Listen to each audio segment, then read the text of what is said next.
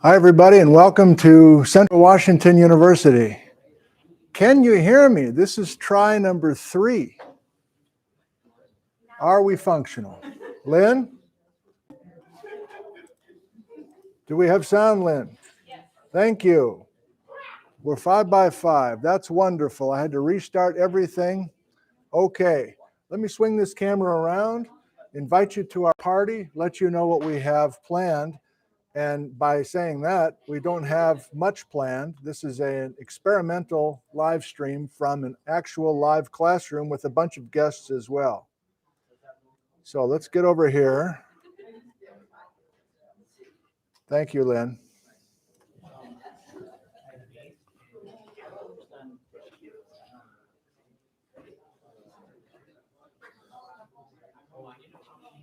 Welcome, everybody. I'm just going to proceed like you can hear me, and I'll see you in here in just a second. The local time is 12:55, and in 5 minutes from now, we're going to begin our classroom session. The room continues to fill with students and guests from British Columbia, from Oregon, and from Washington primarily. And let me try to get this. Okay, good, wonderful. So I have you here. Let's do a couple of quick hellos, but I'm going to be antsy now to make sure that Jerome is audible, and then we'll give you a sense of what this is about. But if you're watching this in replay, and many of you are, you know, I get cotton mouth when things are not going well.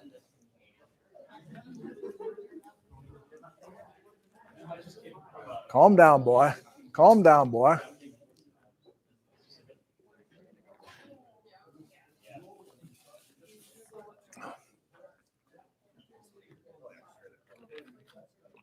Hello. Oh, Bryce the Rock Licker's here.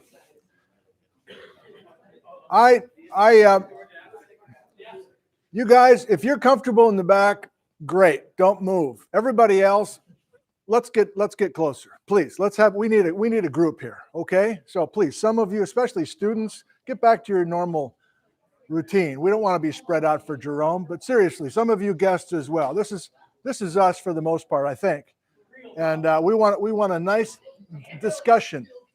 So please, let's pretend this is not such a huge auditorium. Okay, we're turning you on. Make sure we're doing there.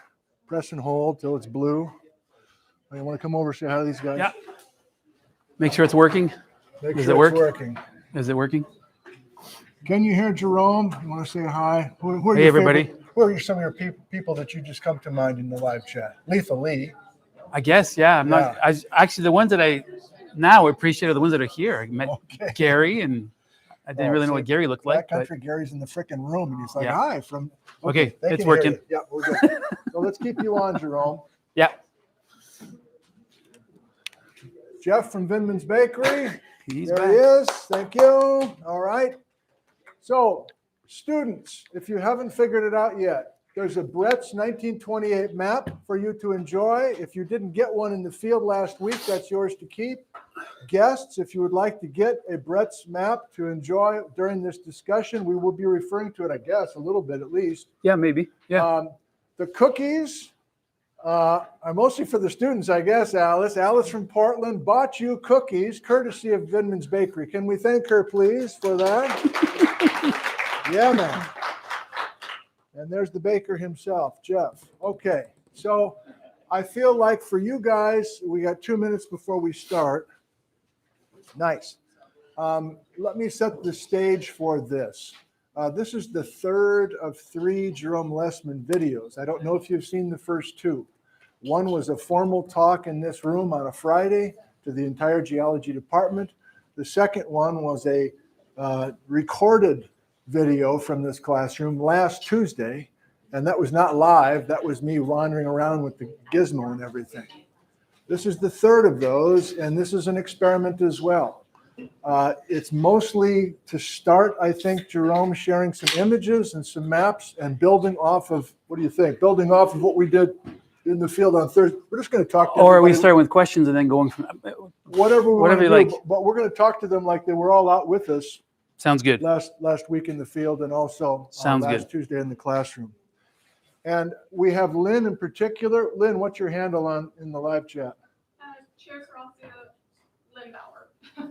Okay, there's Lynn in the live chat. So she'll be interacting with some of you, some of the other students perhaps, or some of the guests. I guess Gary's already in the live chat. So we'll involve you a little bit during this discussion that way, I think. And I'll just talk to the students right now as well. Like we did last Tuesday, you guys, we're not going to have a hard stop at 1:50. Some of you have to go and you'll just kind of slip out. That's fine. But I suppose we're just going to keep rolling here. As soon as if Jerome doesn't lose his voice, we're just going to keep going. And maybe then we'll have everybody up here in the first 3 rows. And maybe then we can really involve you guys as well, because we want to maximize the fact that you're with us live. And some of you are deeply into this content. And I guess I'll say for everybody, and then we're just going to go for it. You ready? Yeah. Pretty much? Yeah, whenever you like. If it has not dawned on you yet, students, I'm mostly talking to the students now, of course. You're the paying customers. Cato's got his lunch. He's ready to go. If it hasn't dawned on you yet, this guy has written papers. He's in the process of writing another one, and it's exploring this alternative source of water. It's not saying that Glacial Lake Missoula did not exist. Not saying that at all. And that was last Tuesday's discussion, the back to Brett's 1999 paper. It was just an initial ask to consider an alternative source of water coming from the ice sheet due north of us. Additional, really. Additional, not alternate, correct. Yeah. An additional. Somebody behind, oh shit, somebody's right there. Good, yes. I heard little birdie told me, right. We don't want alternative, we want additional, correct. Today's paper is from 2009, and students, you have notes. You're ready to go. There is going to be interaction with you from Jerome, just like we did last Tuesday, and I thought that worked really well. So he's going to try to coax some things out of you, the 2009 paper. But beyond that, we can go into the field from last Thursday. We can go just generally with our guests and our students, and this is our last chance to visit with Jerome, essentially. So if you've got some lingering things you want to explore, today's the day. Last thing from me, this is the map of the Pacific Northwest and the standard look at the Ice Age floods.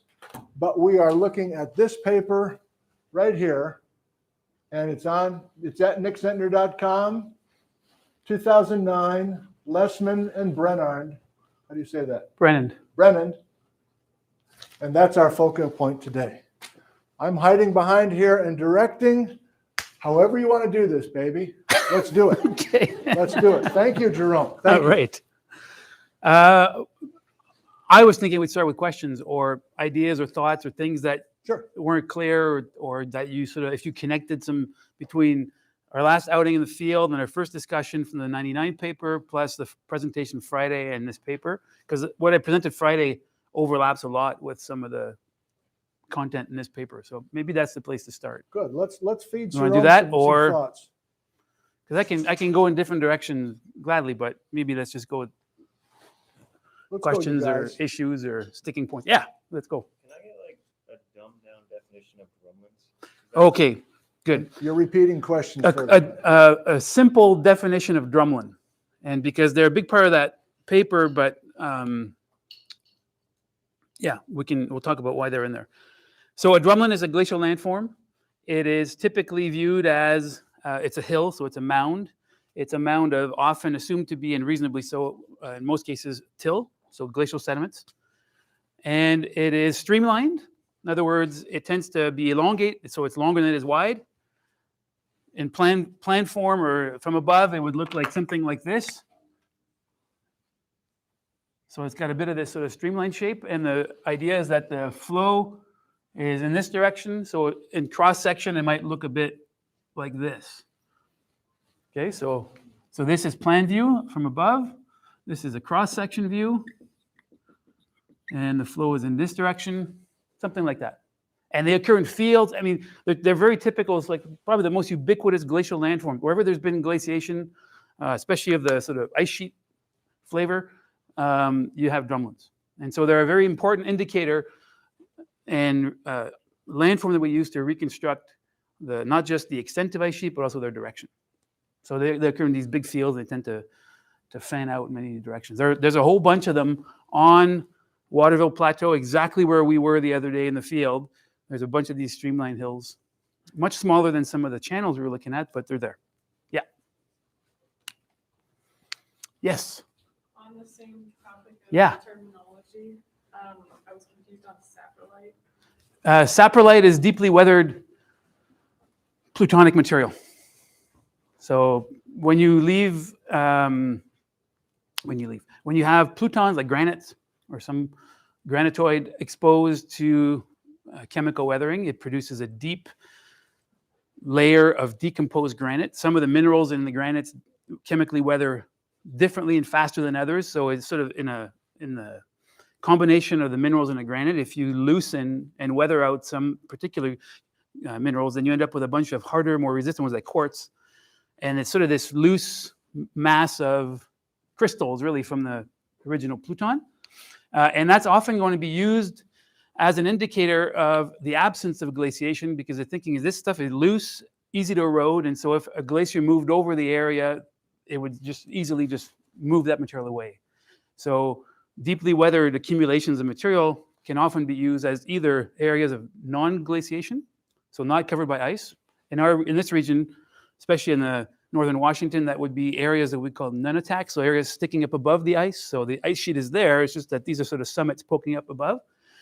In other settings, people have argued that they're an indication of cold-based ice where the ice is frozen to its bed and therefore isn't moving and therefore is not eroding, so it doesn't affect that material. Okay? Yeah? Can you do a dumbed-down version of n echelon clusters? Of an echelon, yes, on echelon clusters. So this is about the specifics of how landforms like drumlins are organized when we look at them over broad areas. So an on-echelon cluster of drumlins is the recognition that often you'll have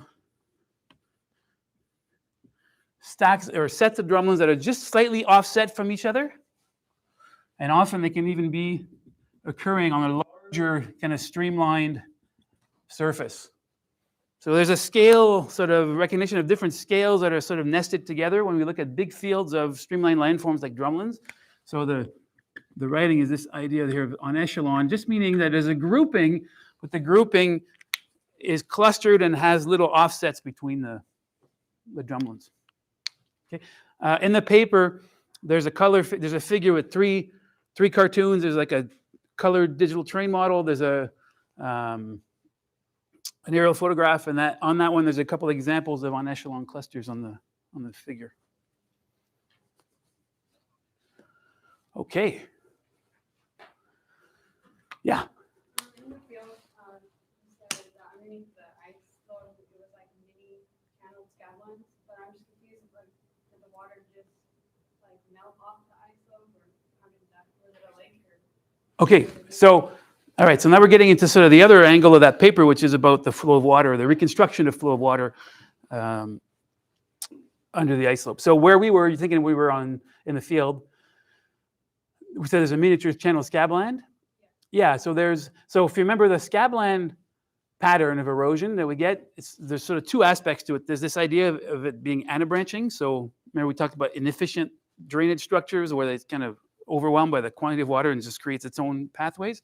But beyond that, the scabland topography, sort of these coulee type of things or structures, is very much dictated by the basalt itself. The fact that it's got these columns and it's got these preferential joints and the vertical joints, but also the flows of lava. So it makes it that much easier to erode channels that will have very vertical walls and very flat floors, which is really what defines the coulees in the channel scabland. So you can think of it as there's a widespread pattern of erosion on Waterville, and that pattern of erosion looks very much like a scabland terrain of erosion because of the fact that there's basalt there.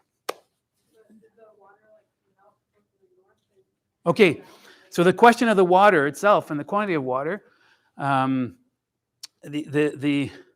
answer to your question, it's a critical question to any of these arguments. What the paper proposes and what I was talking about Friday is that, there's likely, given the extent of the network on Waterville, but also our ability to connect that network to tunnel valleys as we move upstream, suggests a regional scale flow. And by regional, it's sort of like down the southward along the Okanogan Valley entirely and culminating very near the Waterville Plateau. So that would be water under the ice, but originating probably far north under the ice sheet. But that does not preclude that those channels are reutilized as the ice sheet retreats and during deglaciation. Those channels are already going to exist there, and there could be surface melting and water routing through the ice or in front of the ice and reutilizing the drainage. We saw an esker when we were on the trip. The eskers would potentially be the record of that much lower magnitude water production during retreat. So, if you remember, we said those eskers sit within, quite often, the much larger scabland topography that we've created under the ice prior to this, because they're, by superposition, the eskers are in those coulees under the ice.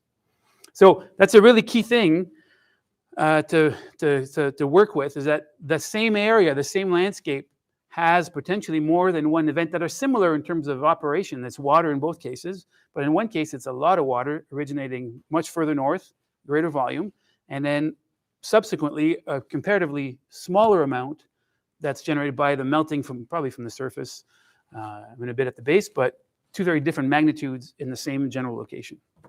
Okay, Nick. So today's paper was written in 2009. Yeah.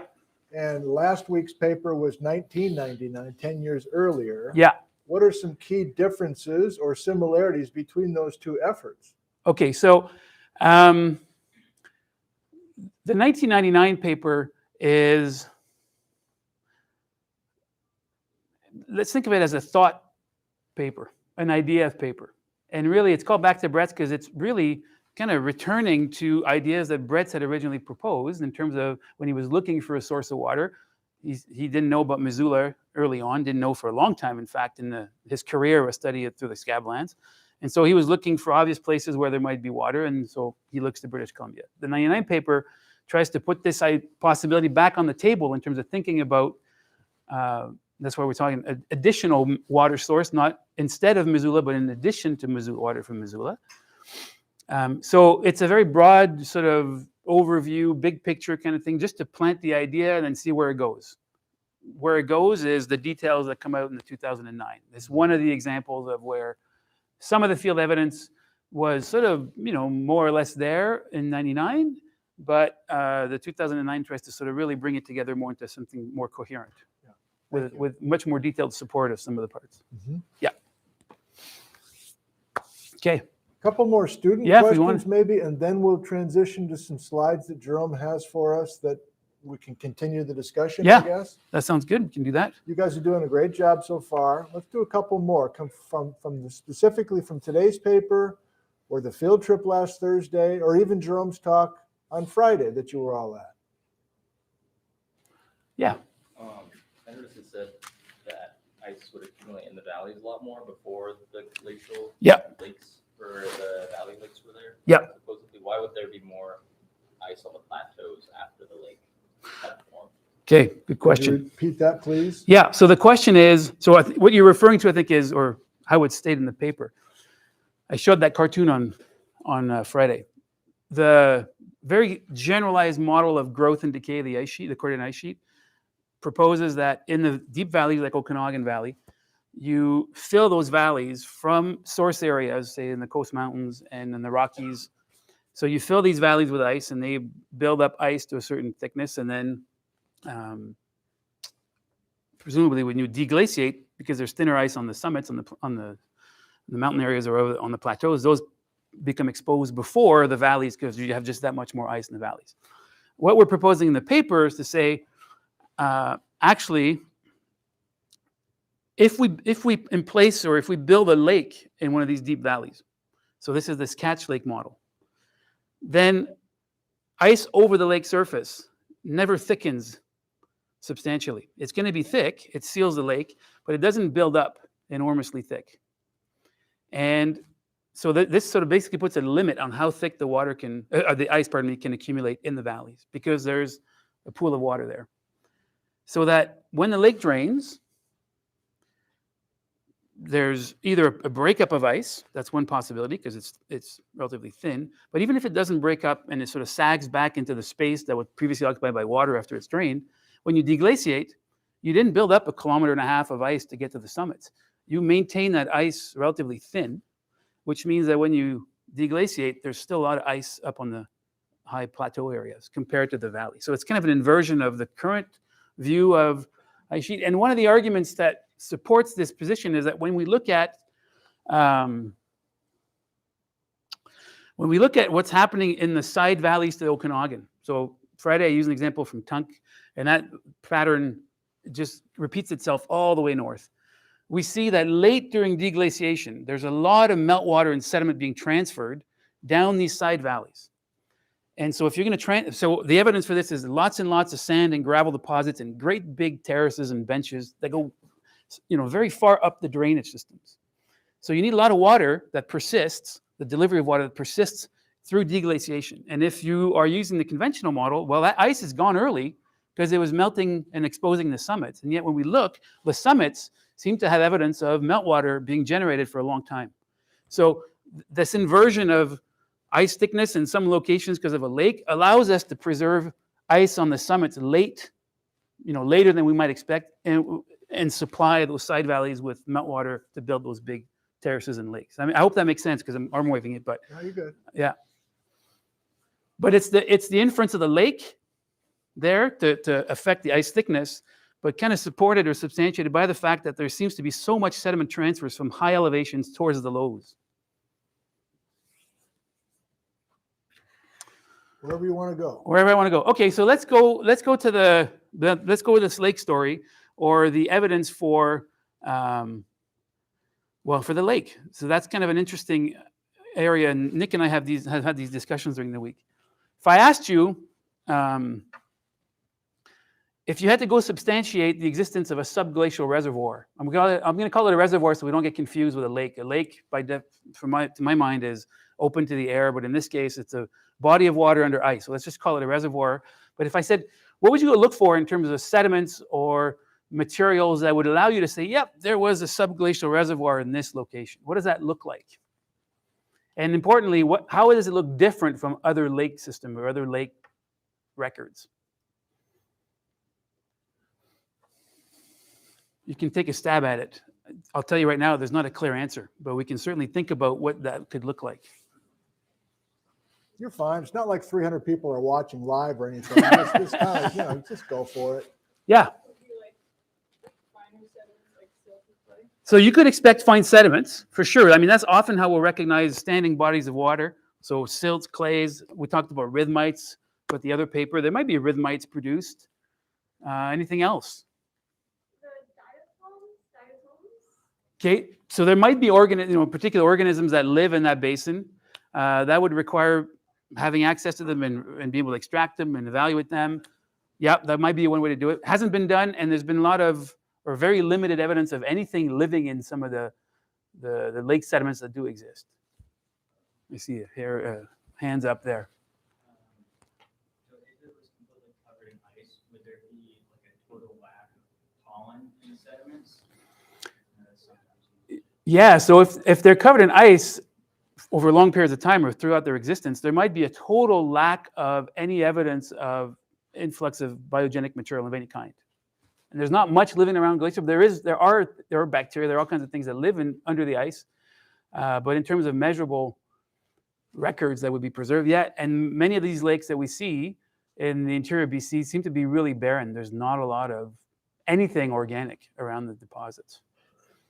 I saw another hand, yeah. Depends on how far south the glacier came, but could you expect to see basically a lattice material that was further north that was transferred by the glacier and then was melted, and that would have been in that lake then afterwards? Right. So one of the effects, and we know this from places where ice moves over a body of water or thins over water, it still moves. The ice, in fact, it moves preferentially over a water surface because there's very little shear stress. So it sort of becomes an area of enhanced flow there. But yeah, you would be drawing in ice from other areas, and that might be ice that's originally grounded that moves over the water body or the reservoir, and then if it's carrying sediment, it would sort of rain out through that water column. So we might expect to see rhythmic sediments. We might expect to see drop stones of all kinds of sizes throughout that.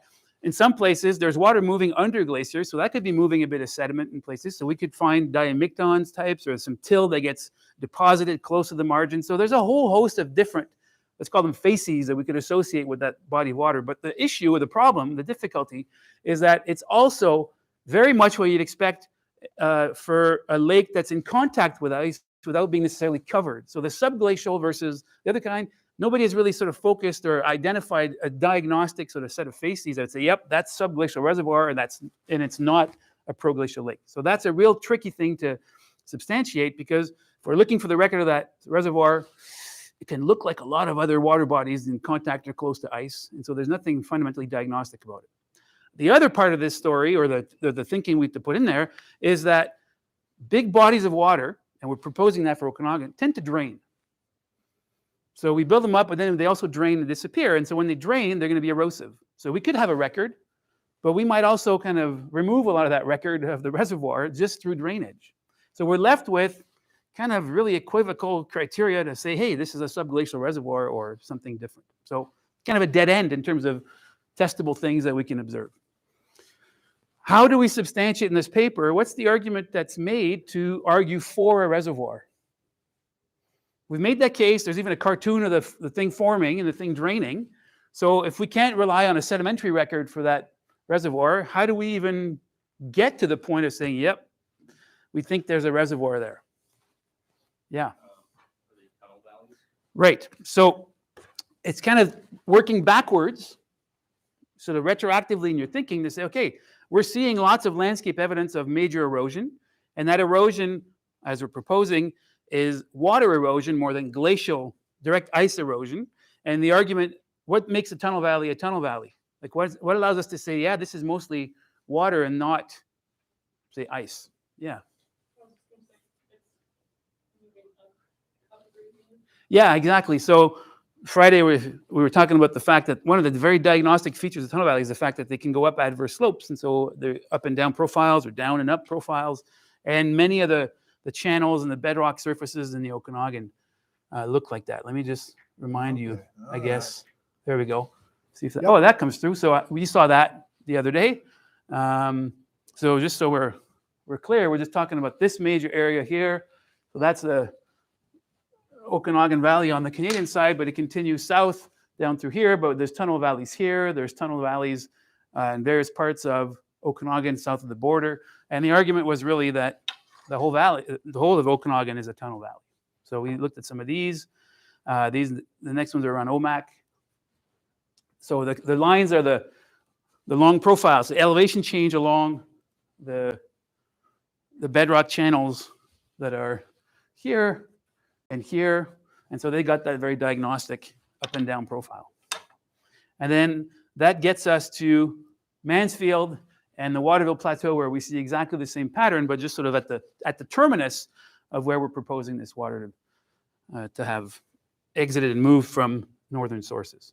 So the reservoir is sort of circumstantial in the sense that, as I said, there's no obvious sedimentary record for it, but there is evidence, we infer it from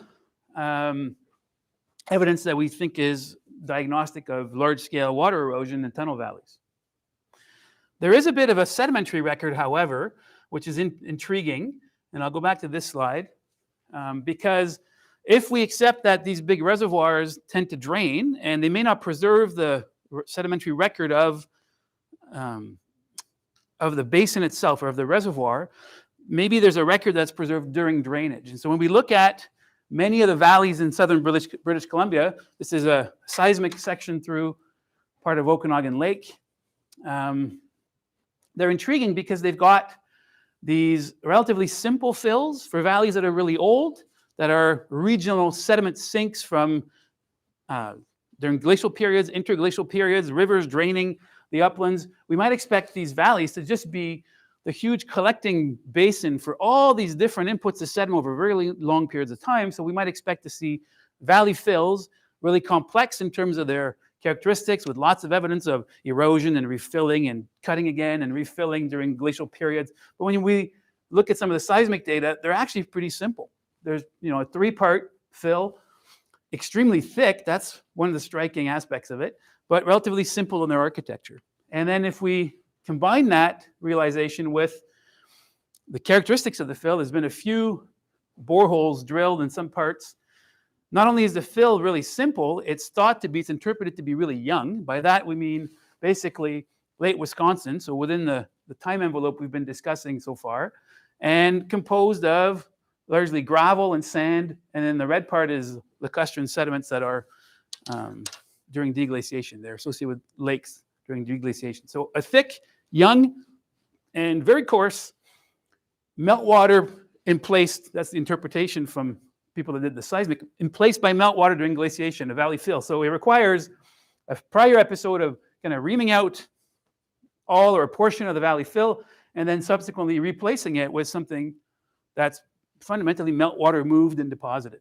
So a sedimentary record of drainage, of the last stage of the drainage, but not of the reservoir itself. You mind pulling back for just a second? Yeah. Just kind of giving us a little chance to just think for a second about what you're saying and put it in the context. And if you're willing for me to be as broad as possible, there's all these American Ice Age floods geologists who want the flooding to happen under an open air sky. They want it under the stars or under the sun. They don't want major flooding to happen under a glacier. They're just assuming that the major floods are happening in an open air environment. And you're showing us all this stuff, and occasionally I catch myself and going, oh, that's a flood channel like out, in the channeled scablands, but you're under ice with this entire paper. That's the whole point, of course. Yep. But can you Well, comment? we argue we're under ice, yes. You argue you're under ice. Can I comment on that? Can you comment on the disconnect? I mean, it's crazy, man. It's crazy that there's such a disconnect, and the detail that you have Okay. should be convincing for folks. Why isn't it Well, convincing? why is the Baja BC evidence not convincing? Okay, so we Okay. run into that Okay. situation, Okay. So- there's a ripple and I'm in not the going to road touch right that now. with Yeah, a 3-meter pole. right. I mean, I don't know how much. I don't know how much there's an effort to ignore it. So let's put that on the table right now. Okay. And there's no point like picking fights about some of that. Right. But yeah, there's a fair amount of evidence, I think, that we're presenting that at the very least, and that's really what the 99 paper was trying to do, Yeah. says, hey, here's maybe part of the story that requires some thought and some looking at and some thinking about if this is reasonable to integrate into the story.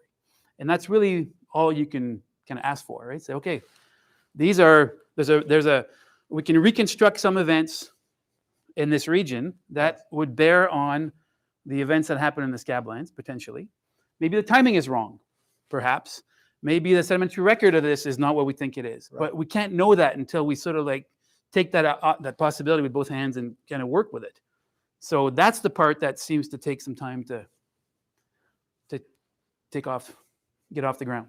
Well, one more from me, and then we'll go back But to I've the got- detail. yes. Yeah, even if you are in opposition to this paper, and you're like, there's no subglacial flow, and there's not all these major events while the ice is there, at least we got to get rid of the ice. We have to melt the ice. Yep. And where's that water go? So to be so convinced that there's no effect of this water coming directly from the north, I mean, that's laughable, I think, isn't it?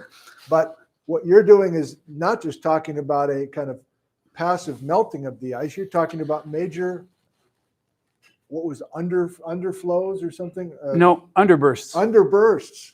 Outbursts, but from under the ice, Yes. not from in front of the ice. Okay, well, thank you for letting me just kind of zoom out for a second. Yes. Go- Well, go back. let's stay zoomed out for a minute Yeah. because let me just first of all, I'll show you some diagrams that keep us zoomed out. But Okay. let's just be clear on the fact that I'm pulling from different sources of information. This is not my seismic work. This is from 2 other studies and multiple others in the same region, and they come up with different interpretations. Okay, so we're just sort of, let's call it playing, or we're considering possibilities, which forces us to draw upon existing evidence, but I'm not imposing an interpretation to the people that did this work. Okay, so let's be clear that this is we're having a discussion to explore possibilities. We're kind of testing ideas and hypotheses, and we need to use the existing data, but it's not a, I'm not implying that the authors are arguing the same thing. So let me just skip ahead a bit. Sorry, this is annoying when you do that on Hey, screen. viewers at home, we're eventually going to do uppercase and we're going to get you guys involved, but not until we're done with class time. So formally, the class continues until 1:50, and then we'll just kind of involve you guys the best we can. If you find the Okanogan story compelling, or at least you want to consider it in terms of the record of the valley fill that might be associated with a subglacial drainage, or a portion of it associated with subglacial drainage in the tunnel valleys, let's remind ourselves where we are. So I'm showing you this whole time Okanogan Valley. Look at that. But if we continue north of Okanogan Valley, there's another set of really long, deep lakes, linear lakes. In BC, these have been described as fjord lakes. So they've got all the characteristics of fjords that we typically find on coastal areas that have been glaciated, but they're totally inland away from coasts. So long, skinny, and deep, basically with these lakes. So further north of Okanogan, we get into a drainage called the Shuswap Lake drainage system. So Shuswap is these lakes here, and this is the upper extent of Okanogan Lake, and there's a valley fill, but it doesn't, you can just visualize that the valley is actually continuous all the way into the Shuswap system. It's just that portions of it have been infilled with sediment. Lake, not Okanogan Lake. And this will look familiar to you because if you look very deep, I didn't mention this about the depth of Okanogan Valley, but in some places below sea level by about 300 meters. Yeah, well below sea level. I can't remember the exact number. But very similar, deep V-shaped valley, linear lake, simple fill. 3-part fill and lacustrin's cap on top of things. So this is Shuswap.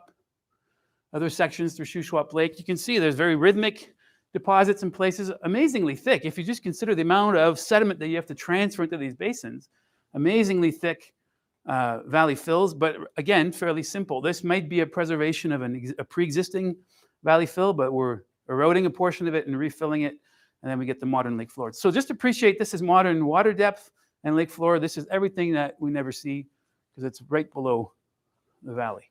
And water depth, so we're creeping into here. Down here, we're basically about 300 meters deep, so almost 1,000 feet. So this is just north of Okanogan. So similar linear lake, fjord lakes, similar simple 3-part fill. So that story is maybe even more extensive than we think.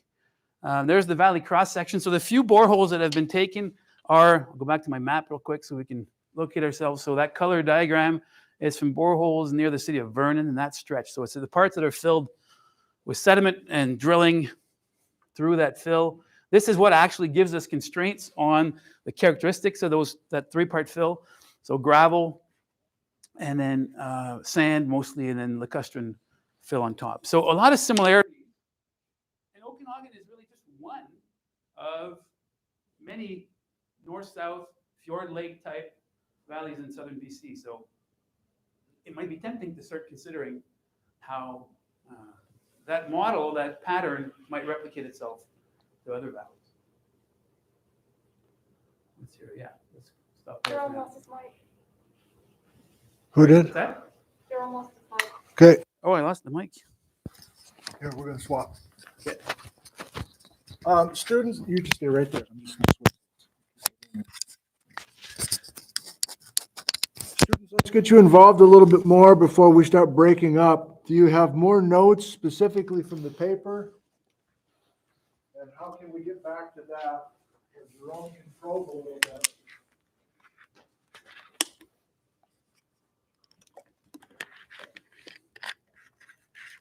That was fun. Okay. Okay. Jerome. Is it working? We're back? Or I'm back? Keep going. I'll let you know. Okay. It works? Yeah, it's working. Okay, so does that raise questions, or if you picked up something in the article that didn't quite make sense or you need clarification on, or if that helps at all? Yeah. So what you're saying pretty much is along the Okanogan, there's this same pattern of sediment. Yeah, so there's this pattern in Okanogan Valley, And that pattern extends north of Okanogan Valley. And as we move south, and when I say Okanogan Valley, I mean north of the Canadian border. And when we move south, the depth to bedrock in the valley shallows, so it's not quite as deep. So it's kind of like the valley rises southward as it moves towards the Columbia. But in other places southward, we also see these tunnel valleys, suggesting that water is able to actually overcome some of these major topographic areas, like Omak Valley or Omak Lake area, and then the peripheral areas as well. But what we're suggesting is, if we consider the fill, this young late Wisconsin fill that's mostly meltwater deposited, gravel, sand, there's a similar fill pattern in valleys that are just further north and still very much connected. So are there connections there? Are there relationships or similarities in terms of processes to create those? And they don't, not everybody would interpret them as being products of a big subglacial outflow. In fact, that's not the conventional. They're still viewed as being deposited by meltwater, but mostly, I think, during retreat of the ice.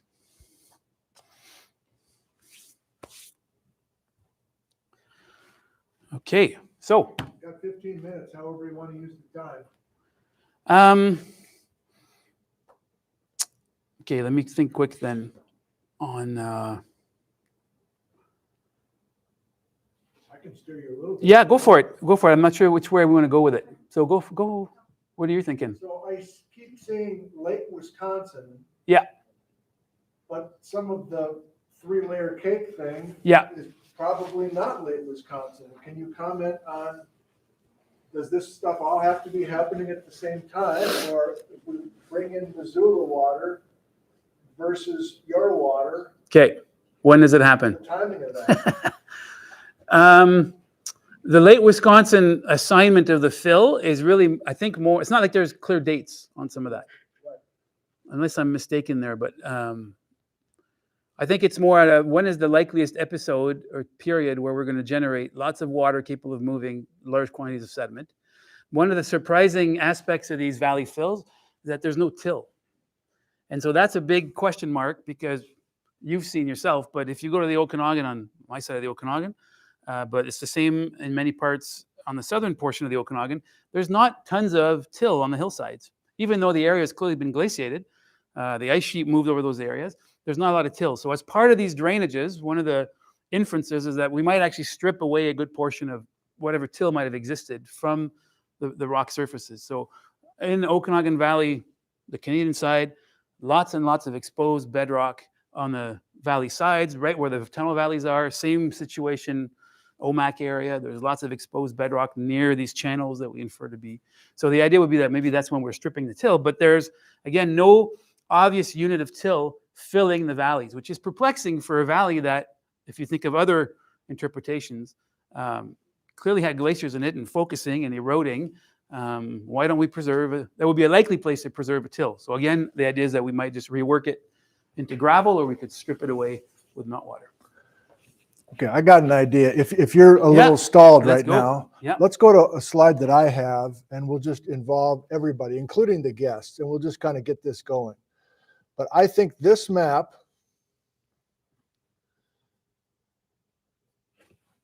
Okay. Glacial Lake Missoula, channeled scablands. The conventional view is that there's no water coming from underneath that blue stuff right there, even though it's the closest source of frozen water. We're talking to the guy who's continuing to work underneath that. Both of those papers are coming direct. The 2009 is all coming from underneath that blue. You have the Brett's map from 1928. You can look on, or you can still grab a couple maybe that are left over there. Brett's has the ice sheet over Spokane. And a week ago, we noticed that it was on his 1928 map that you're looking at. Yeah, This the one big right here, corner. Josh. Can I borrow it for a sec? So, oh shit. Here, I'll hold it. I've got the wrong camera. I can't. The idea is, even by 1969, at the end of Brett's long career, and he's in his mid-80s, he still has the ice sheet on that map over Spokane, Washington. So therefore, every one of those red channels is coming directly from the front of a glacier. This has been the major point of our discussion, and I don't know how you want to go with that, but is it premature? Do you not want to comment on it? No, I'll comment. I mean, I'll comment as best as I can comment on that, because Yes. it's really just kind of speculation. It's intriguing why, let's just start there. It's intriguing why Bretts would put the ice margin effectively. So instead of having it here in these lobes, Bretts locates the margin basically right there, right to this area. So much further ahead or down onto the basalt plateau than it's currently positioned. Why does he put it there? There's a combination of reasons, probably. He's got landform evidence that he argues is related to glaciation. So he would like to, and that evidence occurs in these areas here. He also wonders, well, the Okanogan lobe goes to this latitude, basically, and so does the Flathead lobe and many of the others. Why are the middle ones not going as far? What's the reason why they don't go further? I mean, why don't they all kind of reach roughly the same position on the landscape? And then that margin gets pulled back, and there's reasonable evidence to pull it back to some of these locations because there's moraines. But what's not necessarily clear is, a margin can exist there at a particular time, and some of the timing that's associated with that might be around 14,000 years ago. But that doesn't preclude having the ice further south at some moment. So then what we have to reconcile with these reconstructions is just how do we control the timing of when an ice margin is in a particular place and retreat or moves back somewhere else. So this is a reasonable margin, but it doesn't guarantee that it's always the margin. I hope that makes sense, right? It could be further south. I'm going to switch slides. What's intriguing, because this bears on this portion, where is it there? This bears on how we interpret this area. This is the dam location it's the ice dam for Lake Missoula. We basically have to breach this dam to send the water down an area called Rathdrum Prairie and then floods over to the Cheney-Palouse area. And if we allow for the ice sheet to be larger at one point, more extensive, then perhaps we could consider the possibility that when we breach this dam, in fact, we don't really blast through it or go over it or wedge underneath to break it, but being more extensive, maybe there's a subglacial conduit of water that drives the flow to the margin of the scablands, and then we flood. So it's kind of like putting a margin and saying, yeah, water is going to exit, but it's going to exit very close to the ice front. I might have to switch your slides. Yeah. And I'll go back to what I had. Again, we're gonna speculate wildly, but it's just kind of interesting to consider. Yeah, we're in the these things. speculation period for sure. Let's go here. And Here it is. don't be shy now. This is the last few minutes with Jerome, so just dig in. If you, Okay. we're on So a big this scale. is the of area we're speculating. talking about. Yeah, I'm gonna come on the other side. good. This is the Clark Fork River. So this is the kind of the constriction from Glacial Lake Missoula, right as it gets to the ice dam. It's called the Pend Oreille Lake, the portion of the ice dam here. And this is Rathdrum Prairie. So this is where the lobe is thought to be. And there are some constraints on the position of a lobe because there are moraines there. And this is open. In other words, it's subaerial, big outwash area. And then it gets us onto the Spokane area on the basalt plateau where we have the start of the Cheney-Palouse area. There's a lake there, a long, skinny lake. That's called Lake Pend Oreille. And there's some seismic work that's been done on Lake Pend Oreille years ago in the 50s by the Navy. And let me show you what it looks like. Okay, so there's 3 sections. I'll show you just some of them. This is work from Roy Breckenridge, who unfortunately passed away a few years ago, and another colleague named Ken Sprinky. There we go. So cross sections along Pend Oreille Lake, and here's some of what they look like. Look familiar? Deep lake, relatively simple fill, thick. Yeah, man. Relatively simple fill, acoustically kind of transparent, so very uniform. A lacustrine thinner unit that caps everything, but basically a 3-part fill in Lake Pend Oreille. Another big bedrock trough. More examples of the interpreted sections, but this is really not radically different from the bedrock profile or the valley fill characteristics of, say, Okanogan Lake or Shuswap Lake. We might be interested in going to Rathdrum. So there's the Lake Pend Oreille. So this cross sections we saw, deep bedrock surface in the lake. This is the Spokane Valley Aquifer. It's a major source of groundwater. There's a channel that continues. So the extent, you can view it as the extension of the bedrock valley that is extending and filled with sediment, filled with lots of coarse material, makes an excellent aquifer. And this gives you an idea of the thickness in feet of the material. So here we're looking at 600 to 800 feet of sediment. And in the brown area is over 1,000 feet of sediment. This area in particular, I think, is 400 meters deep to the bedrock surface. So huge amount of erosion and enormous amount of sediment, mostly gravel and some sand that makes an excellent aquifer refilling this. Again, a very similar pattern to what we see in Okanogan Lake and other deep valleys in the interior of BC. So traditional view is that's open air. Yeah, this is Rathdrum Prairie today.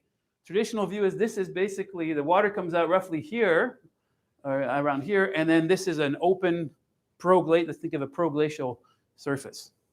But Brett's and Flint wanted ice over that whole map. Brett's and Flint had the ice further, which implies that maybe some of the flow is under the ice and basically delivers the water right to the edge of the Cheney Palouse. So who got rid of that ice?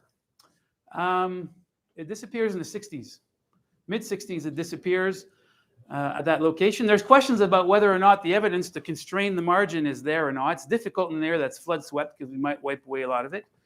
But something to consider, something to play along. It's difficult to explain these over deepenings, these really deep bedrock valleys. If it's under air. If it's under air. Or even if it's under air and we're just sort of dumping one lake into the other, we're not going to ream out very deeply. We're just sort of going to have a wave of water moving through, which is how we might view the transfer of water from Missoula into Lake Columbia over the plateau, but it's not going to ream out very deep in the valley and erode. Yeah. Yeah, Cato. And you're trying to explain the huge erosion and deposition of sediment based on the underbursts, like the intensity of that possibly? That's a possibility. Underburst either coming from the north, but it could also be underburst coming from Lake Missoula.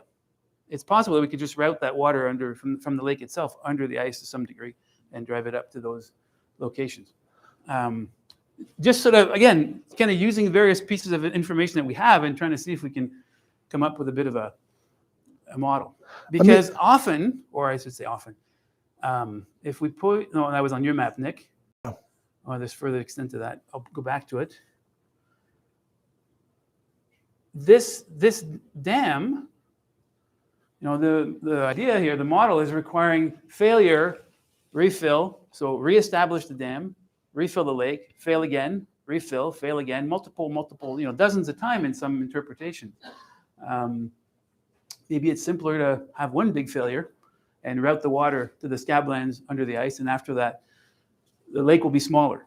There's good evidence to suggest that the lake, is not to its fullest all the time. In fact, quite the opposite. It's always partially full after, and perhaps it's partially full because we're unable to rebuild an ice dam to that extent. Well, I'm off camera, and I'm not afraid to say it. If we restore that ice sheet the way Brett's and Flint wanted it up until the mid-1960s, yeah, and we have channels coming directly from that ice sitting above Spokane, suddenly you're not as crazy proposing the same thing over in the Okanogan. If this is a repetitive story for each of these channels coming directly from the ice, that's making it harder and harder to get all that water coming from Montana. Yeah, in a sense, there would be kind of similarities in terms of processes inferred from the Okanogan lobe and processes inferred from the Purcell Trench lobe there in terms of water moving under the ice. And the 99 paper essentially argues this in a really big picture because it basically says, what if, in fact, water flowing subglacially from, say, northern sources. Sorry. No, it's okay. From northern sources, the Okanogan or through here, what is it? What if that is the actual trigger that destabilizes the ice dam that then allows Missoula to drain? So you lift the ice because you're forcing water underneath it, and once you lift the ice, it loses a lot of its ability to dam the glacier, the lake, pardon me, and then the lake basically uses that opportunity to drain. So a variant on this, but interesting to see evidence that we might interpret as products of subglacial erosion, like the deep lake and the valley fill and the thick gravel sand fills that occupy the Rathdrum Valley that we don't see today. Let me take a moment and say that's the end of official class time. You got my email. Vantage is our hike on Thursday. We've been hitting it hard in this class. We've been out till 7. We've been out till 8 with frickin' Jerome last week. So it's going to be perfect weather. We'll be out there just hiking and smelling flowers together and barely talking about geology. So if you were not thinking about coming and you're just wanting a change of scenery, Thursday is our time.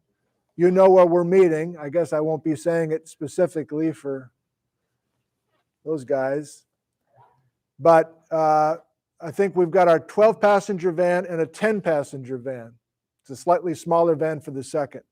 But so you might have a private car nearby, whatever, however you guys want to do it. But I'll see you at the meeting spot. I don't think Andrew said it in the email, probably like 1:30. We'll leave at 1 like normal, meet you at 1:30. We'll hike for a couple hours, easily be back by 5, maybe even a little bit earlier than that. So I know many of you have been so committed with so much going on, weekends and everything else. It's prime time for so much stuff, and I understand. So just view Thursday as a nice change of pace. Can we thank Jerome, please, for this? Thank you, guys. Thanks for the good question. Yeah, That's you great. bet. Yeah, nice work on. Continue. These guys are at home, and guests, please come down a lot closer after a bunch of these students take off. You want to keep going, I hope. Yeah, yeah. Yeah, keep going. okay. So you've got an iPad right there, and home viewers, uppercase, and we're going to just do a combination of students that want to hang on. Oh, Kiko, you got a fortune cookie. Yeah. You want to open it in front of the camera? No, Okay. Okay. Thanks, man. Yeah, sorry. Yeah. I was reading questions, but yes. Are we gonna go back to the Spokane map? Can we go back to it? Yeah. Which Spokane map? Like the ones that I had before these? Yeah, the colored one. The colored Spokane. Very colored one. Yes, let's go back to that. Where is it? I'm going to do my best to, I'm talking to the homevers now, if you can hear me. I'm going to grab a few of your uppercase. We have some students asking questions right now, which of course is what we want.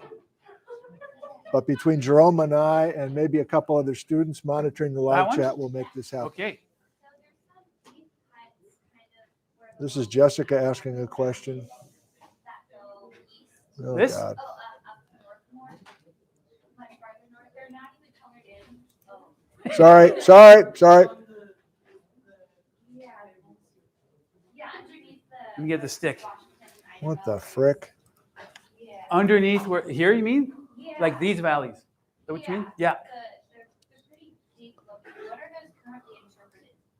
Well, there's a bit of a range of mountains. There's a topographic high point there, and so these are valleys cut into a bit of a divide here. So what are they interpreted as? Thank you, home Good viewers. question. In terms of, I mean, I think they're just considered to be either alpine valleys or just fluvial valleys, and they connect to this system. But this is a thickness of sediment, so there's a valley floor there.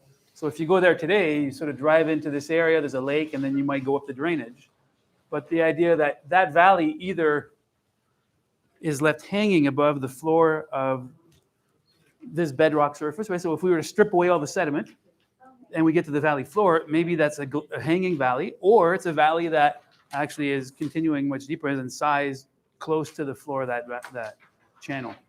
That would be actually a really good test of how long this channel has been operating, because if it's in size, it suggests that it's graded to a former low base level associated with the bottom of the bedrock surface of that channel. If it's left hanging, that can be a clue that the erosion is actually separate or different event from what is commonly eroding these valleys. Does that make sense? Okay, yeah. Yeah. Okay, so, what else would you look in, like the area, like Spokane area, and maybe see our servers there, that obvious kind of like. So What else? so you're asking a really good question. Like, what's the evidence that there's a glacier somewhere or not? So more often than not, the biggest piece of evidence would be moraines, some kind of terminal moraines, even lateral moraines, or some landform that contains till that says, yeah, or some glacial material, and it's built up in the shape of moraine. It kind of tells you where the ice margin is. That would be the best case scenario. For it to make a list of the wish list, that would be that. Number one would be that. A second one would be till in areas as a marker of where the ice would have been grounded. The challenge there, of course, is that there has undoubtedly been, that area has been washed, there's been flood swept in many respects, and we know it's been efficient at eroding because the flood sweeping is down to bedrock. So we've stripped away some amount of sediment. We might view it as mostly less, but maybe there was till in some locations and it's gone. So hard to argue because we don't have any proof. But if we look beyond the swept areas, the flood swept areas, maybe there are remnants of till in places, right? Maybe there are areas that don't quite get completely swept. Or if we're just outside the major scabland channels, the ice sheet would have been more extensive. The flood sweeping is focused on those scabland channels, so the areas marginal to some of those channels might be preserving till. And that's kind of where the early depiction of the ice sheet margin from Flint and from Brett's rely on interpretation of diamictic material that looks a bit, they interpret as till, and other people have since reinterpreted as being just sort of flood washed and redeposited material. But that would be the top two things we'd look for. We could also maybe hope for some form of striations on bedrock if we preserve them. Those would be also good ones. Yeah. Like what, sorry? I call them islands, but in the giant floodplain, you Yeah. have those areas like little small untouched like places. Yeah. elevated above the rest. Yeah. I think like maybe there's some people out there kind of looking in that maybe that sort of like more mature landscape that's untouched, maybe have a better chance of finding like evidence of. Could be. something. Because when you look at the start, like when I say start, if you look at the northern reach of the Cheney-Palouse Scabland Tract, right outside of Spokane, it actually starts with a series of islands, and those are steptoes, right? Those are, they call them steptoe buttes. They're basically different types of bedrock that poke up above the basalt. So a different lithology, but they seem to be places that resist it's easier to erode the less surrounded than to strip away the steptoe. So they effectively become little islands. So maybe if those steptoes were covered by ice or nearby, maybe there's a place where that's preserved, and yeah, those would be good places to look. I don't know. No. But in fairness, or maybe why that hasn't happened much, is because the notion that the ice sheet is there has basically disappeared from the thinking since, and maybe there's a good reason why. Maybe people have looked and haven't found the evidence. In fact, it's probably there's been reinterpretation of what Flint called diamictons that are tills in his mind as washed material, but maybe, there are other areas to look at, but that would be a great sort of set of testable ideas and possibilities that you would go in the field and, yeah. Lots of free real estate on this story. Lots of free real estate. Get Yeah. out there and start looking. Yeah. Mm-hmm. So in some of the profiles, like elevation profiles in tunnel valleys, Yeah. at least in my eyes, they almost look like coulees. What are some of the differences between tunnel valleys versus the coulees? Okay. Could you repeat that? The profiles of tunnel valleys look a bit like the profiles of coulees. And so the question is, what is the difference between a coulee and a tunnel valley? And so let's start, before differences, let's go with commonalities. Both are channels. Let's start with that. A tunnel valley is formed under ice. That's the interpretation.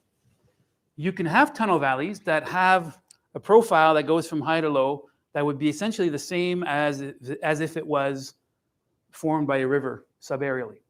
So in those cases, it's hard to make the case just from the channel shape and the profile, the elevation profile, to make a case for a tunnel valley, because it could equally well be explained by a river drain.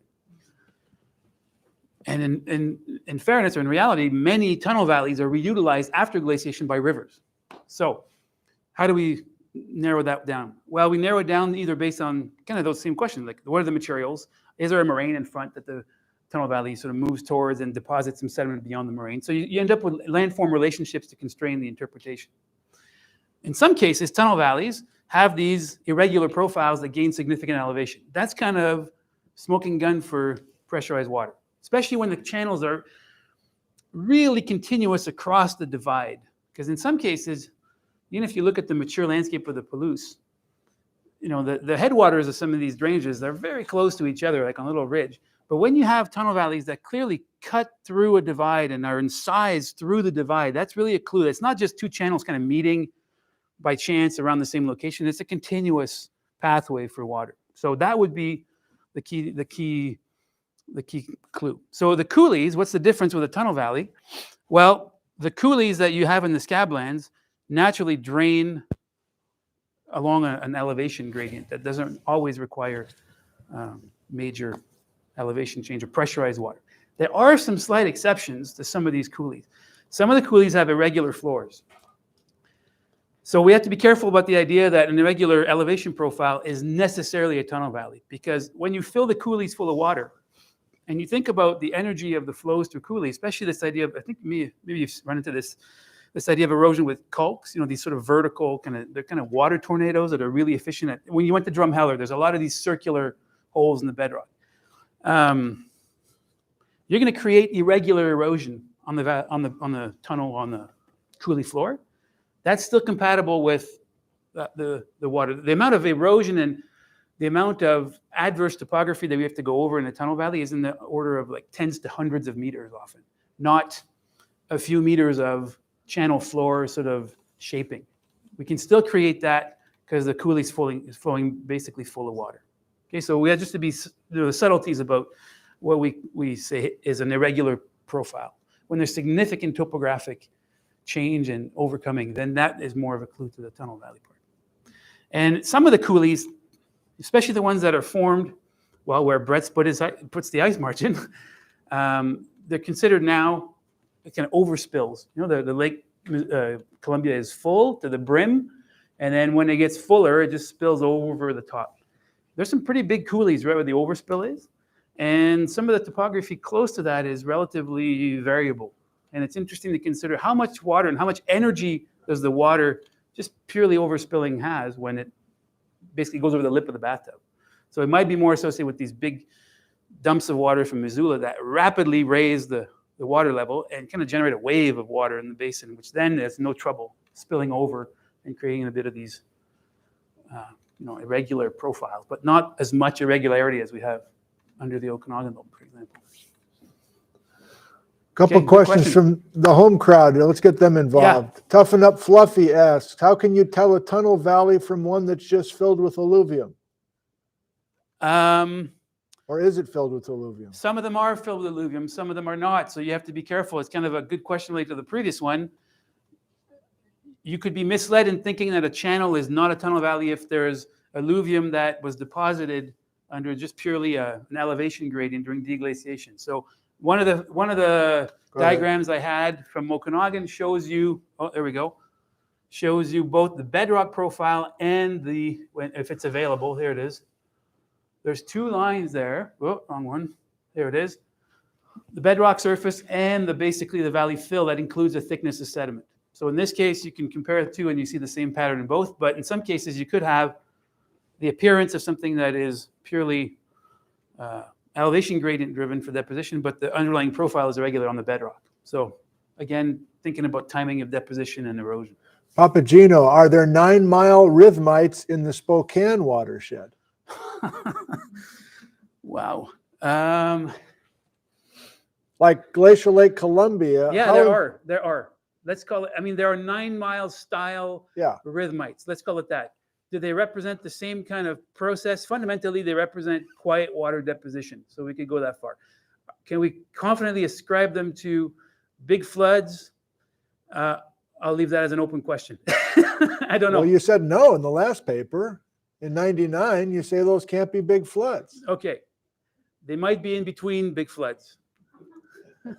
But is it clear? I'm not sure that the 9 miles are, in fact, actually, the 9-mile are not probably big flood. They're in between big floods. They're refilling of the lake. They're just lake sedimentation in Lake Missoula. So It feels like a lot of those slackwater sediments are sitting in channels, and the channels perhaps are an earlier erosive story. When you say channels, I think you mean valleys, right? Like the valleys that drain into, say, the Columbia Basin. Whether it's a tunnel valley or one of the channels in the Yeah. channeled scablands, those are major erosive things. And Yeah. you're saying from that earlier paper that there's nothing in those slackwater sediments that speaks directly to an erosive story, an energetic story. The slackwater sediments are just that. They're not about erosion. They're about deposition. So the question is really, where does the erosion take place associated with those events? And in this, it would be presumably, water spilling over the basin margin to go down the scabland coulees. But ultimately, in this basin, there's deposition at some point when the water becomes still enough to allow for the deposition of the fine material. So it's kind of, they're related events potentially, but happening at slightly different times. Different times. Through the evolution of, say, the existence of Lake Missoula, or even during an event of transfer of water into Missoula. We could have highly energetic at first. Some part of the water spills over to erode scabland coulees, and later on, in the waning stage of an outburst, then we can have some deposition. 2 more from the home crowd, and then we'll come back to the folks in the room. A couple people are asking about isostatic rebound, and is the land depressed at all from the weight of the ice, and does that even matter? Really good question. There's a recent article on that question. Yes, potentially it would be reasonable to expect the land to be isostatically depressed. How much is a tricky one, because the reconstructions of isostatic rebound often require an ability to identify landforms that show us this rebound. So a shoreline is a great example of that. If you have a long enough shoreline, you can be confident that the shoreline initially formed at horizontal, because the water would have been horizontal. And if you find it on the landscape and it has slight curvature, that's a clue to the landscape rebounding and effectively deflecting upward or downward, in some cases, the profile of a shoreline. So the shoreline goes from horizontal to inclined, and that might be a clue to the amount of rebound. That's often what's going to be used to reconstruct it. Not many shorelines in Lake Columbia. So there's been an article recently that's proposed some amount of rebound being significant in controlling the water outlets, like in the Cheney-Palouse, and that's done largely from modeling of the crustal conditions and the expected load in that area. But it's spatially highly variable. The ice thickness is variable. The water body and the load from the water is also variable. So it's kind of a question that requires multiple different scenarios to see what the effects are.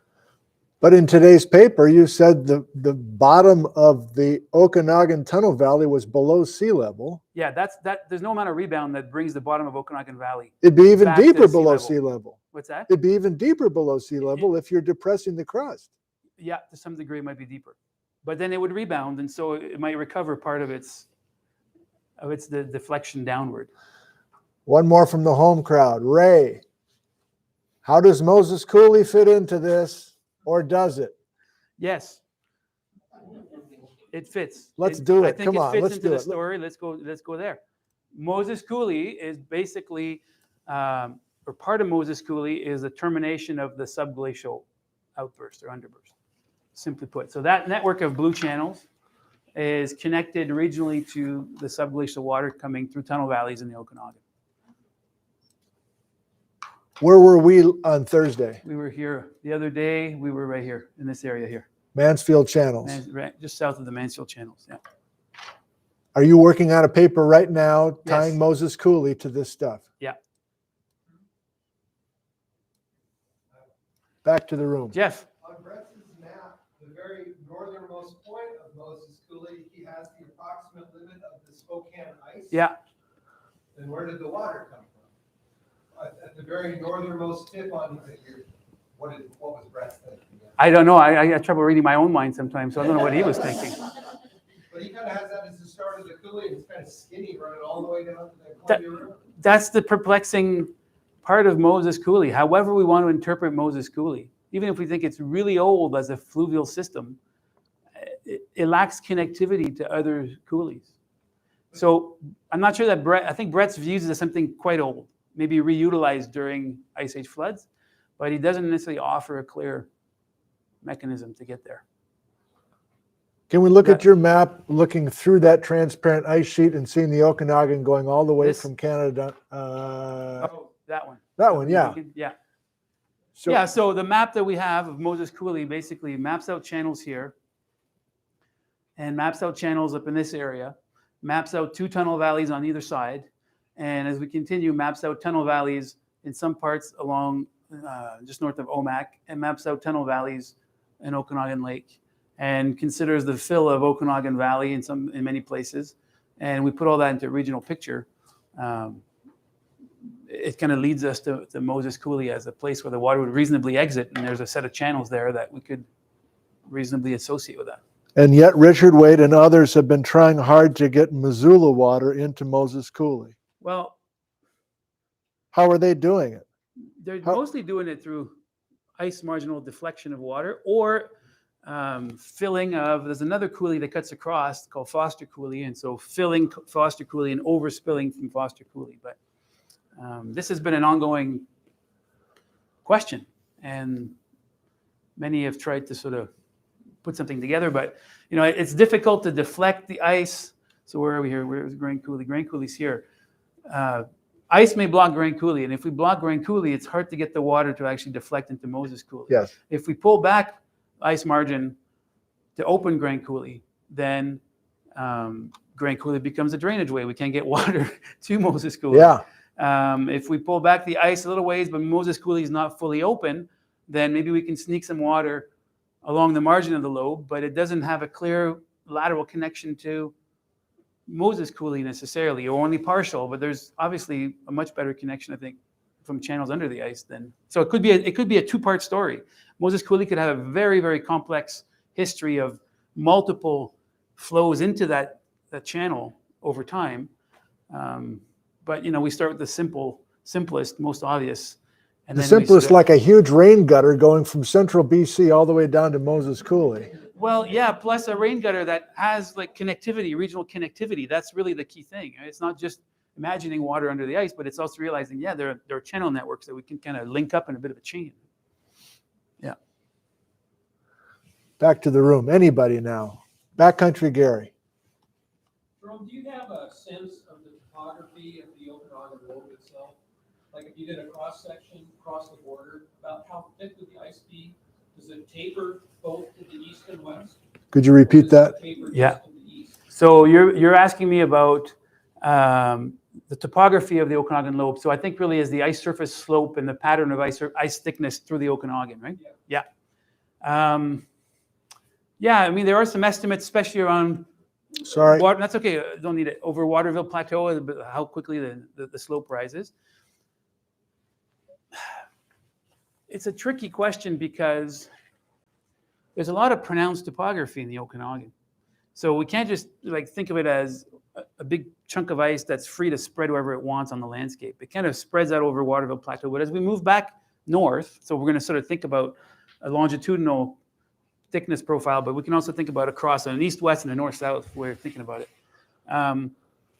The east-west profile, the west profile might look different from the east just because to the west, there's ice in the Cascades. Like the divide from Okanogan to the Methow is relatively close to the axis of the valley in the Okanogan. And there's ice from the Cascade that's possibly spilling over at some time. That's an open question in terms of the thinking about what the ice sheet looks like. Is there sort of a continuous ice surface from the Cascades to the Okanogan, or is it really funneled along along the axis of the Cascades and not the Okanogan? That's where you're going. Yeah. Is it focused along the valley, domed somewhat over the top of the valley as it pushes south? As it pushes south. I'm not sure, really. I'm not sure. I think that, I don't know. I should know that. I don't know exactly about evidence of really lots of ice crossing basically the Methow divide into the Okanogan. It might well be in some places. You're talking to a student of Larry Hansen, by the way. Yeah, I know. man. I mean, it's full circle time. Yeah. And then on the east side, there are fairly high summits. There's clearly ice up there. But there's also along the southern fringe, if you're sort of in the Kettle area or towards the Sandpoil, those divides have a lot of this saprolite, this grust from the weathered granites, it doesn't seem to have been like intensely glaciated. So there would have been ice up there, but not terrible amounts. So it might not have been that significant thickness in the valley. Another one? Yeah, I got an observation, I guess we could call it. Additional sources of water. The other day you said that the high water mark in the Scabland, Yeah. there was not enough volume from Missoula to reach that high water mark.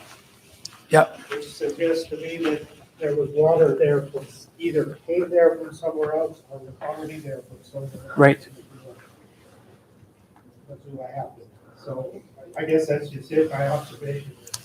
Yeah, but that's So, out of the 99 article, that was kind of an interesting surprise, and that has continued. Like there have been further modeling efforts, and that remains a bit of an open question. It's like it's hard to hit those high water marks, regardless how you can play around with the plumbing of the scablands, like what's open, what's not open at what time, because some of it depends on timing, and in some cases it's still a bit of an issue, right? It's an issue of reaching those high water marks. So there seems to be a lingering need for extra amounts of water to match those high water marks. So what's your that's theory on that? well, it's if you add water from other places, like from the north, then Has to all get in there at once or get blocked up? Yeah, By the Lula Gap or- there has to be coincidence of events in this case. That's really one of the implications. So in other words, a drainage of water from either Columbia and or Missoula and maybe from the north, or the high water marks are reflecting drainage over relatively small areas. So we can think if some of the outlets are blocked and we can't get water from Columbia, maybe there's water coming from the north, but it's only flooding a small portion where we have this evidence of high water marks, because that's also a very localized set of data, right? Where the high water marks are. It's not like you have a giant ring around the bathtub throughout the Columbia Plateau that is the high water mark for all of that. So Jim wonders, we got a new map now. Jim wonders, is there any evidence of volcanic induced outburst floods? in here, Up in BC, I guess. there's evidence of volcanic eruptions under the ice. The timing is not perfect for the timing of Missoula or the buildup of reservoirs. More than anything, I think the volcanism and the remnant Eocene warm areas help us build a reservoir more than have the volcanic eruptions being a trigger to a drainage, because I don't think the timing works. They're a bit too old, in other words. Eric wonders, how likely is it that some of the channeled scablands on that map are from earlier glacial events? Probably very likely.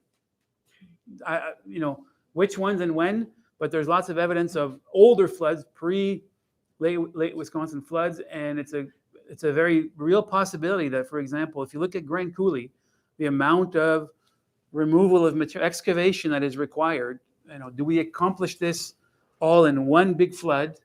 Probably doubtful. Do we accomplish this all in one glacial cycle?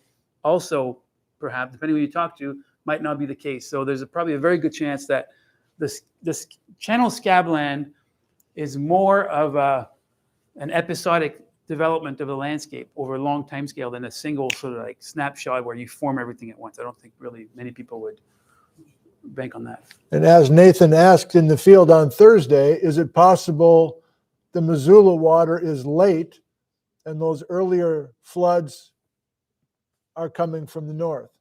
That's possible. This is where the chronological constraints become really important, trying to tie events to a specific time interval. But yeah, it's a possibility that maybe some of the large floods that are documented, say, down the Columbia, become or occur before most of the drainages from Lake Missoula. There could be sort of two parallel stories playing out at different times from different sources. You got a few more Like minutes we in said, you? This lots is of real good, estate. man. It's electric in here. Okay. More? Okay. Let's go with, I'll just try to catch up on the questions, but. Folks in the room, don't be shy. Jasmine? In the paper, it said that there's sediment in the Okanogan in the story of Fan. And I was wondering how can they tell? How can we know that? I think it's more of a, Let's the Astoria fan. So on the map, we're talking about potentially doing something with the submarine fan out here. And you said it in the paper, right? There's some hints that it's British Columbia source rock. I think there's hints, there's some composition that matches some of the rocks in BC, but it's not exclusive to BC, but it's certainly, Okay. again, a possibility. What's striking about the Astoria fan is just how big it is, for starters, and how far it extends. It's kind of astounding. I mean, submarine fans grow to be very large, but the Astoria fan is not, it gets funneled along some of the fracture zones on the plate, but it extends down to Northern California. And it's still very coarse in Northern California. There are sand beds that are from cores in Northern California that contain pine cones and twigs, and that's how it's been dated. And that sort of brackets some of the events, including some of the ones that are around 21 or 23,000 and 19,000. So there's hints of really big floods very early in the story of Missoula, or I shouldn't say Missoula, in the story of the Scablands. Let's be careful here. And some of the material might match some of the rocks that are in the Okanogan, but it also matches a lot of what's across the southern fringe of southern British Columbia, northern Washington. So it's not a for sure, but it doesn't rule it out. Gary? Well, I was just going to ask a little bit about, you have some good examples. You talked a lot about tunnel valleys, but ice marginal channels. I'm thinking things possibly like Alta-Cooley or maybe up Palmer Lake area in the Similkameen. Yeah. As being marginal to the retreating Okanogan load. Could you repeat Gary's Yeah, question? so Gary's asking about ice marginal channel versus tunnel valleys. And Alta-Cooley, and especially Palmer Lake Valley or that area, if it's an ice marginal channel, it's a big ice marginal channel. I mean, likely it's a bedrock structure, so we're reutilizing something that already exists. There are great examples of ice marginal channels in and around Okanogan Valley in the some sides of the Methow and the east side of the Methow Divide. They're way smaller. They are very clearly associated with, at high elevations, Cane Terrace-like features. And with LiDAR, we can really see that there's moraines and there's ice marginal drainage on the moraines, very close to the former ice margin. You can see them stepping down. So the most convincing ice marginal channels I would associate much more with deglaciation, when the ice is retreating and relatively small and occupying, or as a remnant within some of those larger channels. So I'm not sure if I would consider those to be ice marginal channels, because I'm not sure when the ice is configured in a way where that is the margin, if that makes sense. Do you see what I mean? The deglaciation story, especially as you move towards the uplands, shows you ice marginal channels. Other than that, yeah, there's a few where if we even have a major tongue of ice in along the axis of Okanogan Valley, which I'm not 100% sure that we do, just because of the Great Terrace and its extent across the valley. You brought it up, so. Yeah. So let's go there. Yeah. You want to know about the Great Terrace? Yeah. Okay. Well, what I can tell of the Great Terrace for the time we've spent looking at it, the Great Terrace, for those that don't know, is a huge, extensive pile of sand and gravel with a bit of lacustrine material. It's at the confluence of the Okanogan and the Columbia River around the town of Brewster, but it extends northward up the Okanogan and arguably extends westward and south along the Columbia to a point, north of Chelan mostly, and eastward towards the Grand Coulee in that segment of the Columbia. It seems to be a pretty continuous surface across the valley, Okanogan and Columbia. And the two possibilities is that the Great Terrace is a former valley floor at high elevation, or it's a cane terrace. In other words, it's deposited in contact with ice. I have trouble with the cane terrace argument, in part because the surfaces tend to be paired across the valley.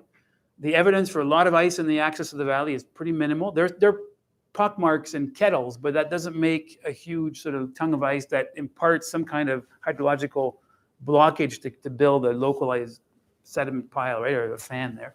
So I view it as more of a big outwash surface, and it has, not huge amounts of ice in the axis of the valley. So I don't really think that it's necessarily a cane terrace that way. I think it's really just a big outwash terrain, fed largely from the side valleys, and progressively incised as, the way you have to picture is that it's building out from side valleys, largely a bit from the axis, but the source of water is irregularly migrating northward as the ice sheet is retreating. And so we may well be building the Great Terrace in kind of segments, but those segments are graded to a similar base level, so it forms a very continuous surface. Does that make sense?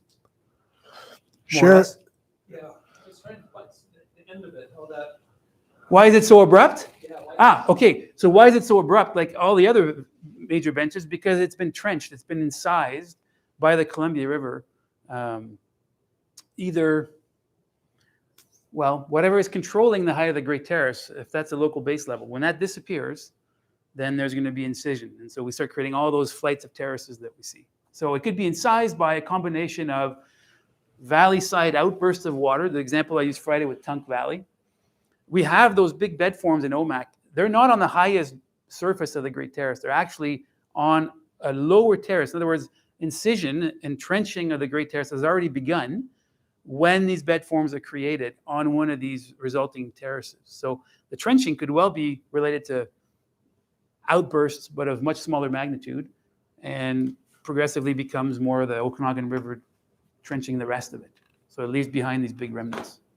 That's all I can say for now, because that's all I know for now. 3 more. Sharon at home says, what kind of cobbles would indicate a BC source? What kind of cobbles indicate BC source? Well, metamorphic rocks, but metamorphic rocks are prevalent across the entirety of the Okanogan Valley to the east. And then there are some sort of other lithologies up in there's some plutonic rocks in north of the border in the Okanogan, but there's lots of plutonic rocks in the Cascades. There's a lot of similarities. So it's very difficult to find a lithology that becomes diagnostic of a particular area. So this is part of the challenge of trying to do some provenance work. Yeah. Because there's so much overlap of the different lithologies. Thank you. Crudely described, like, plutonic rocks versus metamorphic rocks. Right. And we'd have to go much further into details of the geochemical characteristics. Saber wonders, is there any evidence for subglacial flow in the Columbia River Valley on the BC side? And the Columbia, so yeah, the maps. Let's do it. I don't know. I perhaps. So the Columbia Valley on the BC side, so we're talking about the Columbia coming down here.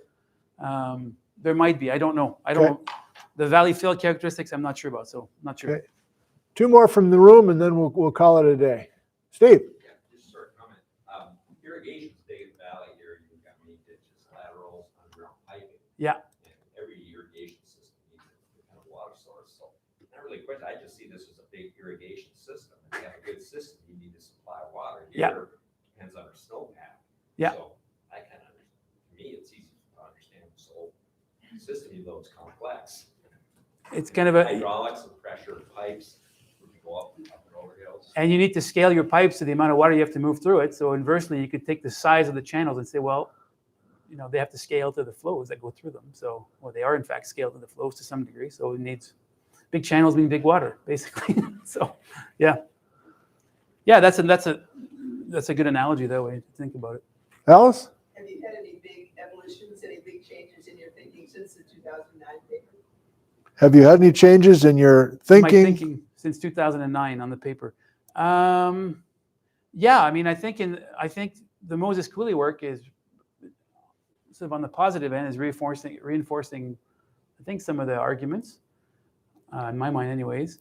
I'm maybe less sure about some of the connections in the paper about drumlins and channels. So that's a much longer discussion, but in that sense, that's changed a bit. And probably a much better handle on trying to tease out what is potentially related to a subglacial phase of operation, and then recognizing the difference of what is a deglacial and more, in this case, in front of the ice as the ice sheet is retreating. So those are 2 things that are sometimes tricky to untangle, because they kind of, as I said Friday, they play out in the same area. They're arguably separated by time, but they both involve water. It's just different ways of moving the water. One under the ice, one in front of the ice, in lakes and that kind of thing. So, yeah, that's probably become clearer in my head over time. Yeah. Wonderful. Oh, one more. One more. Is it too simplistic to characterize subglacial outburst, outflow as more fluvial than the catastrophic collapse of an ice dam and flood kind of outflow, because they would clearly, to me, clearly a fluvial flow create much different characteristics to the flood outflow like you see in the scala. Can you repeat I that? see both. So the question is really about how would we differentiate, or the differences between would be a fluvial system versus an outburst or flood system in nature. Yeah, I think that I think there are probably more similarities in terms of the products of outbursts from, say, a glacial lake like Missoula and a subglacial drainage. I mean, there are fundamental differences. The ability to drive water uphill is a big one. That's going to be a fundamental difference. It's going to be a bit slower than catastrophic flood. It doesn't have to be that slow. Because if we look at where we have outbursts today, like Iceland is a good analog, it's not slow. It's moving lots of material, high concentrations of it. It's carrying lots of, the bed load on a sander during an outburst flood in Iceland it's huge. It's rolling big, equivalent to big haystack boulders that we find on the Waterville Plateau. It's rolling big icebergs as well. It's got a lot of energy. And the pattern of what's under the Okanogan Lobe and the Mansfield Channel, like around Moses Coulee and the mapping of these channels, they're scabland. They're scabland, and really what constrains them as being subglacial is partly they cross a divide. Okay, well, that's a kind of as we said, a diagnostic thing. But even if that didn't happen, there are eskers in them, and they occur up ice of what everybody seems to agree is a moraine. But you take that landscape and you plunk it somewhere else in the scablands beyond the ice margin, and it looks like scabland. So there's probably more similarities that way than we might think. There we go. Hey, let's thank Jerome for a wonderful session. Thank you, man. Thank you.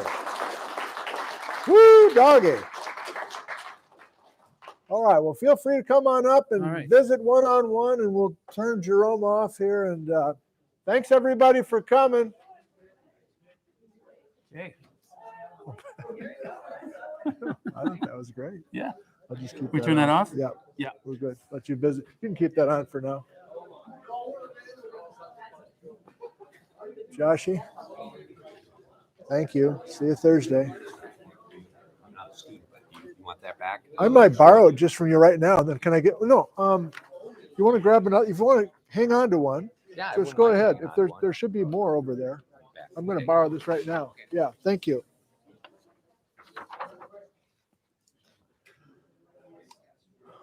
Okay, I'm going to say a couple of final things, and this will be a little, I think, precursor to what I'm most interested in. Jerome Lesemann's been at the house for pretty much the last week, hanging out with Bijou and everything. Joel Gombiner's coming into town tonight. He's also staying at the house.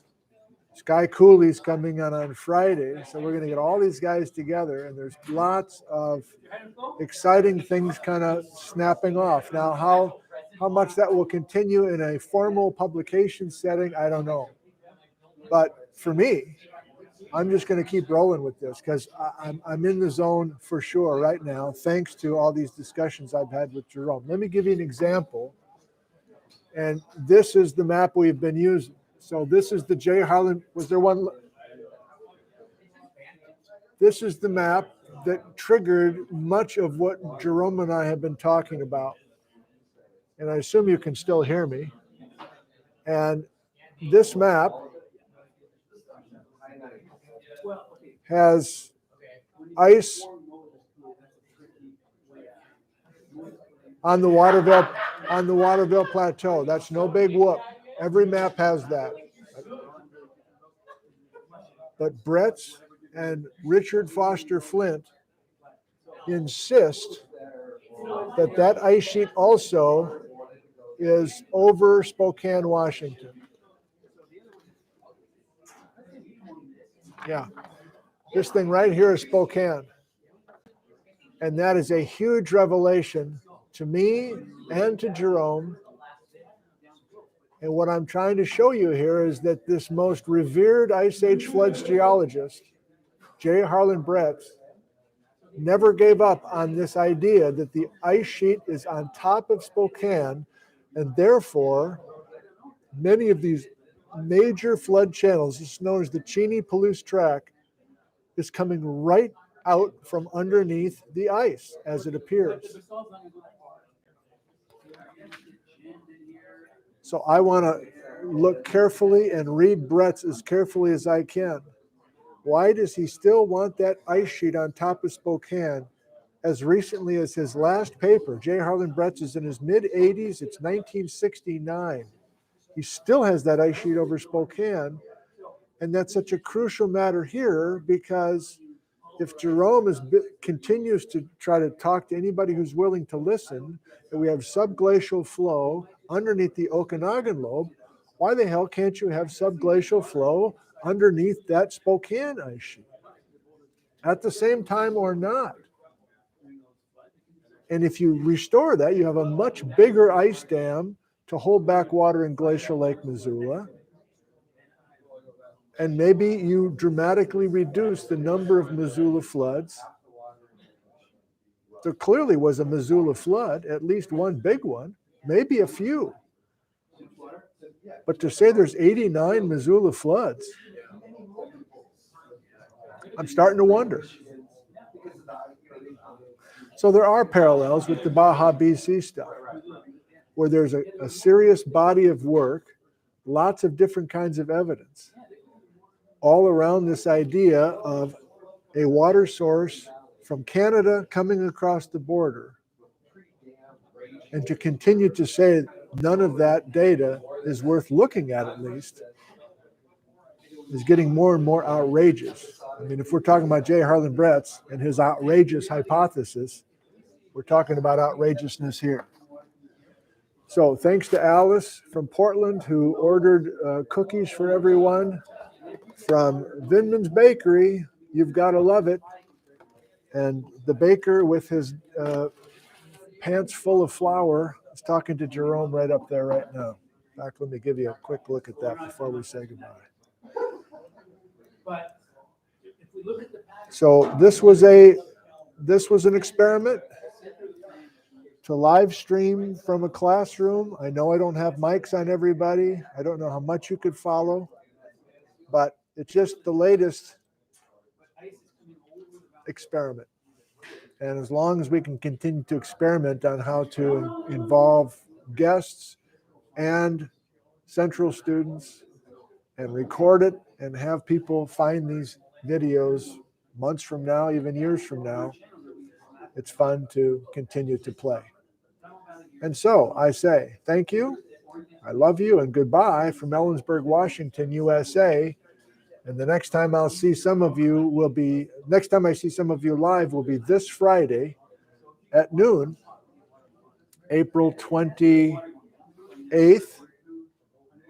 Friday, April 28th at 12 o'clock Pacific time. Sky Cooley will be giving a talk on calcrete in the Pacific Northwest.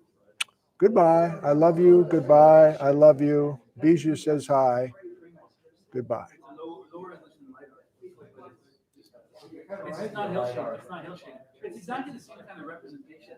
The data is not as coarse as